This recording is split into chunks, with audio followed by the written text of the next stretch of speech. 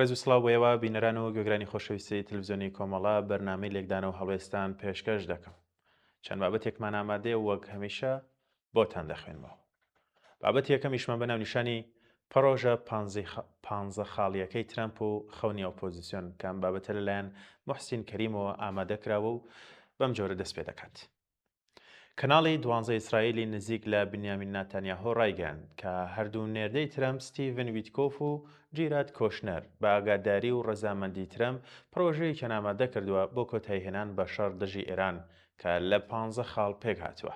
سەرەتا بۆ ماوەی 1 مانگ ئاگربەز ڕادەگەێنرێت و لە ماوەی ئاگربەستەکەشدا گفتوگۆ دەکەن لەسەر خاڵەکانی پرۆژەکە. هەروەها ڕۆژنامەی نیویۆرک تایمز لە زمانی چەمبەر پرسێکی ئێرانیەوە ئاشکرای کردووە کە گفتوگۆی نەهێنی لە نێوان ئەمریکا و ئێراندا بەردەوامە بە مەبەستی ڕێکەوتن و کۆتایهێنان بە جەنگ. خاڵەکانی پرۆژەکەی ویتکۆف و کۆشنەر سێ تەوەری سەرەکی دەگرێتە خۆی. یەکەمیان دەستبەرداربوونی ئێرانە لە پرۆژە ئەتۆمیەکەی و پەیتاندنی یۆرانیۆم. دووەمیان دەستبەرداربوونیەتی لە میلیشیا بریکارەکانی لە ناوچەکەدا. خاڵی سێهەم لە بەرامبەردا ئەمریکا نەرمی بنوێنێ بەرامبەر بە پرۆژەی موشکی ئێران و هەڵگرتنی هەموو سزاکانی سەری و هاوکاریکردنی بۆ پەرەپێدانی پرۆژەی ئەتۆمی مەدەنی لە وێزگەی بوشێهر. ئەم پرۆژە 15 خاڵیە لە کاتێکدا پێشنیار دەکرێت کە ترامپ هەڕەشەی سوتاندنی ئێرانی دەکرد لە ئەگەری تەسلیم نەبووندا، بەڵام ئەم جەنگەی ئێستا بەڕۆشنی ئەوەی ئاشکرا کرد کە بڕیاردەری سەرەکی جیهان ئەمریکا نییە بەتەنیا، بەڵکو هێزی دیکەی جیهانی هەن کە خەریکن مەشهەدەکە دەگۆڕن. ئێران بە هاوکاری نەرمی چین و رووسیا توانی باڵادەستی سەربازی و هەژمونی چەک و تەکنەلۆژیای ئەمریکا و ئیسرائیل لاسەنگ بکات و زەبری قورسیش لە بنکە سەربازیەکانی ئەمریکا لە ناوچەکە و لە توانای جەنگی و لۆجستیکی ئیسرائیلیش بدات. سەرنجام بۆ تەسلیمکردنی ئێران تەنها یەک بژاردەیان لە بەردەمدا مایەوە، ئەویش هێرشی زەمینیە بۆ سەر ئێران. ئەم سیناریۆیەش هەر لە سەرەتاوە دیارە کە ئاکەمەکەی بە شکستی گەورە بۆ ئەمریکا چاو دەبێت. لەبەر چەند هۆکارێک کە ئەم خاڵانت. خاڵی یەکەم ئەزموونی دوو شەڕی ئەمریکا لە عێراق و ئەفغانستان کە ئەمریکا لە هەردووکیاندا ناکام مایەوە. دووەمیش تایبەتمەندی ڕژیمی ئیسلامی ئێران و جوگرافیای سیاسی و تۆپۆگرافی ئێران وا دەکات کە ئەنجامدانی کارێکی لەو جۆرە بە نرخێکی یەجگار گرانیابووری و سەربازی و مرۆیی بۆیان تاو دەبێت. خاڵێکی تر، خاڵی سێهەم، فشاری ناوخۆی ئەمریکا دژ بە تێوەگلانی لە شەڕێکی دیکەی زەمینی کە ئەوەش دەستی ترامپ و دەستە و دائیرەکەی دەبەستێت لە دانی بڕیارێکی لەو جۆرە. چوارەم، هۆکارێکی دیکەی گرنگ دەوری چین و رووسیا لە ئەگەری هێرشی زەمینی ئەمریکا بۆ سەر ئێران.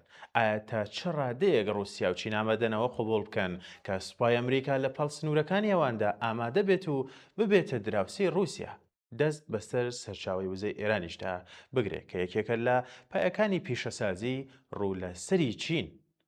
ئەم نەرمینواندنەی ئەمریکا وەکو خۆیان دەڵێن بەرهەمی هێز نییە، بەڵکو بەرهەمی ئەو گۆڕانکاریەیە کە لە ئارایشی نێو هێز و جەمسەرەکان و لە هاوسەنگی هێزدا لە ئاستی جیهانیدا ڕوویداوە. ئەمریکا پەنای بۆ ئەوروپا بەر تا هاوکاری بکەن لە جەنگەکەیدا دژی ئێران و بۆ کۆکردنەوەی گەروی هورمز. بەڵام بێجگە لە ستارمەر سەرۆک وەزیرانی بەریتانیا گوێگریکی دیکەی بۆ پەیدا نەبوو. بۆیە سەرکردەکانی دەوڵەتانی ناتۆی بە ترسنۆک ناوبردوو لە بێدەسەڵاتیدا ڕایگەیاند. ئێمە پێویستمان بە گەروی هورمز نییە. با کێ پێویستی پێیەتی بچێت بیکاتەوە.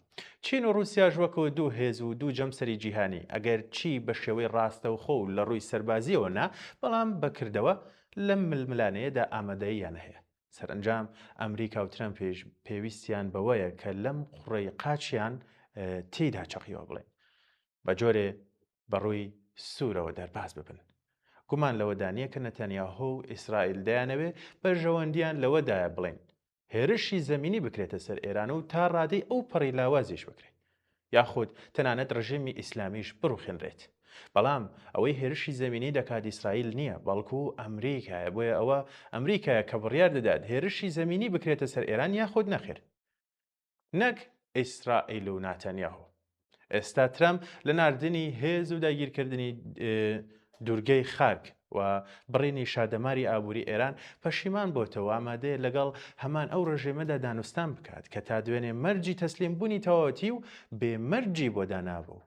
ئێستای تر ئەو گروپ و لایەنانەی ئۆپۆزیسیۆنی بۆژوازی ئێرانی لە شاپەرستەکانەوە تا مجاهیدینی خەڵک و تا ناسیۆنالیستە کوردەکانی لایەنگری جەنگ کە چاوەڕێی ئەوە بوون لەژێر بۆمبارانی موشەکەکانی فڕۆکە و کەشتیە جەنگیەکانی ئەمریکا و ئیسرائیلدا و دوای کاولکردنی شارەکانی ئێران و کوشتاری خەڵکی مەدەنی و هەڵتەکاندنی بنەماکانی کۆمەڵگا دەستیان لە گۆشەیەکی دەسەڵات لە تەران و لە کوردستان گیر بێت بۆ ئەو مەبەستەش تێشووی سەفەری ئینقلابیان کۆ کردەوە یاخود ئەو گروپە بەناوچەپانەی کە بانگەشەی ئەوەیان دەکرد زەبری سەربازی ئەمریکا و ئیسرائیل لە ڕژێمی ئیسلامی کۆمەک بە بزوتنەوەی شۆڕژگەرانی خەڵکی ئێران دەکات بۆ ڕوخاندنی ڕژێم.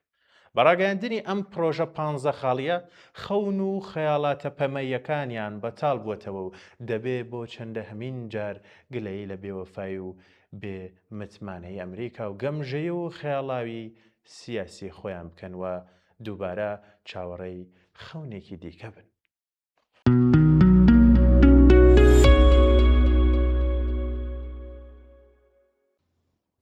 بابەتێکی ترمان بە ناونیشانی کۆتایی ئیمپراتۆریەتی ئەمریکا ئەم بابەتە لەلایەن دکتۆر هیواجافەوە ئامادەکراوە.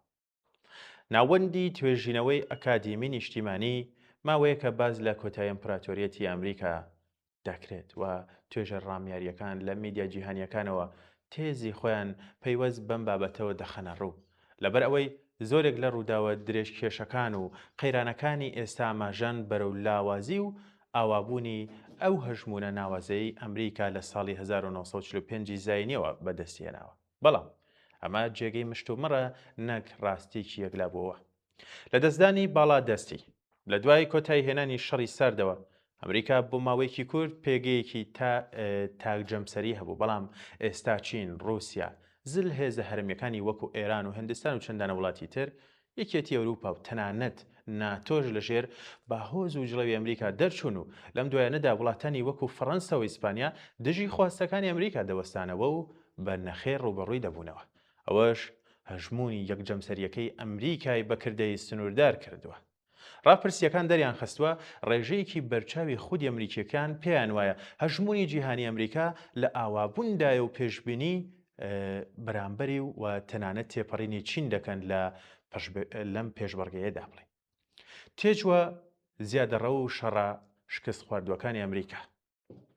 شرۆڤەکاران ئاماژە بە جەنگی عێراق و ئەفغانستان دەکەن وەک دوو نمونەی ئەو خەرجیە سەربازیە زەبەلاحانەی کە ئەنجامی استراتیژی نەرێنی بە خراپیان لێکەوتەوە.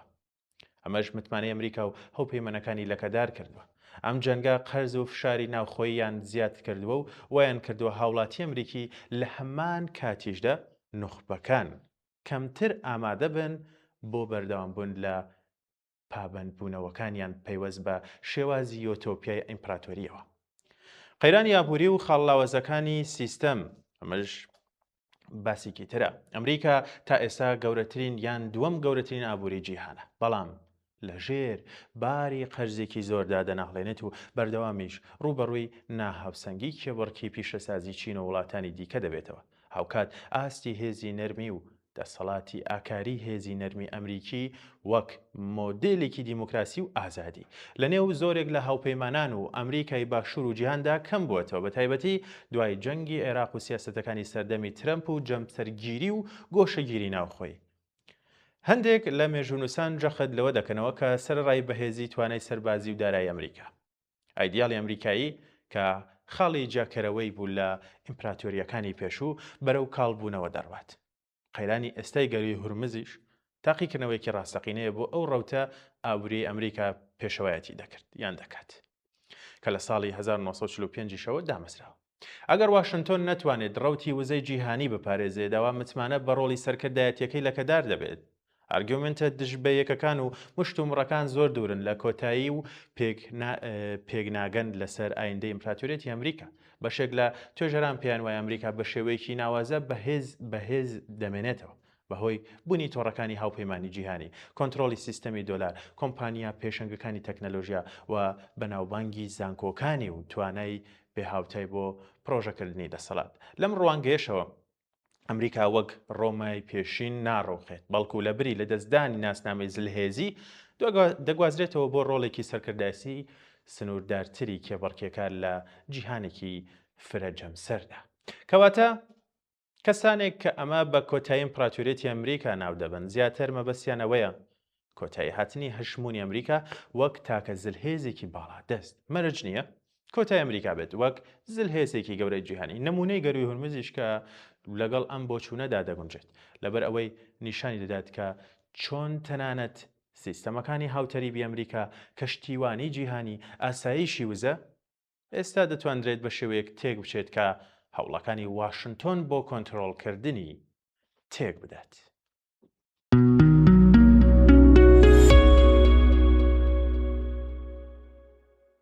جەنگ و کاریگەریەکانی لە سەر پەروەردە ئەمە ناونیشانی بابەتێکە لەلایەن ڕەوف محەممەد دالانی وامە دەکراوە.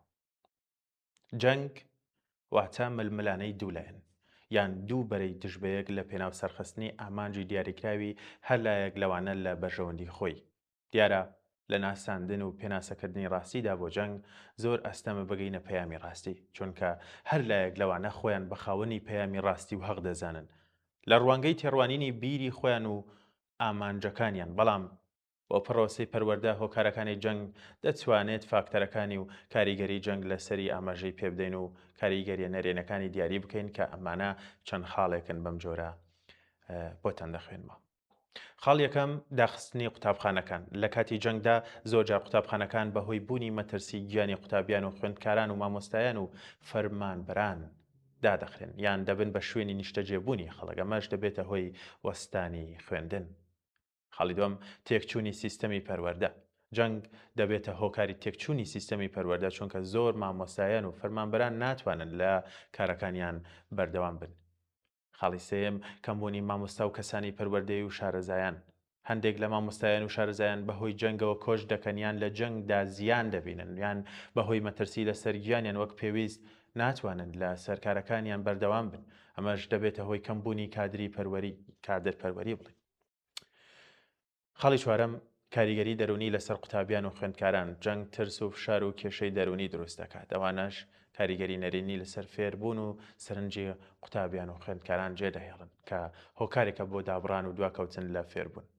پێنجەم کەمبوونەوەی دەرفەتی خوێندن و فێربوون زۆر لە منداڵان ناچار دەبن خوێندن جێهێڵن بۆ کارکردن یان یارمەتی خێزانەکانیان. شەشەم تێکچوونی شوێن و بیناکانی قوتابخانە و خوێندنگەکان بەشێک لە قوتابخانە و خوێندنگەکان بەرشاڵاوی بردومانی جەنگ دەکەون و وێران دەبن یان زیانێکی گەورەیان پێدەگات بۆیە پرۆسەی خوێندن تیایاندا ڕادەگیرێت.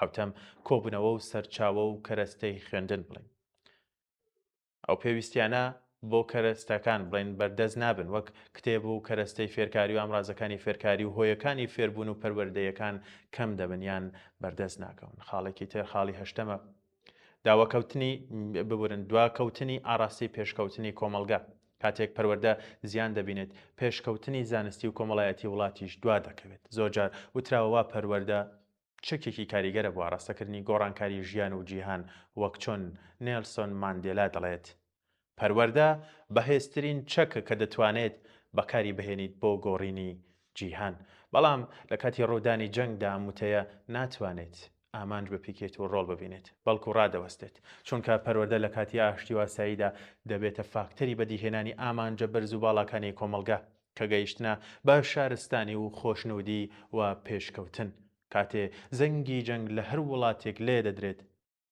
گوێ هەڵخستن و چاوەڕوانی لە ژیانی یاسایی کۆتایی دێت و نیشانەی هەواڵی ناخۆش و تاسان و چاوەڕوانی ئایندەی نادیار دەبێت.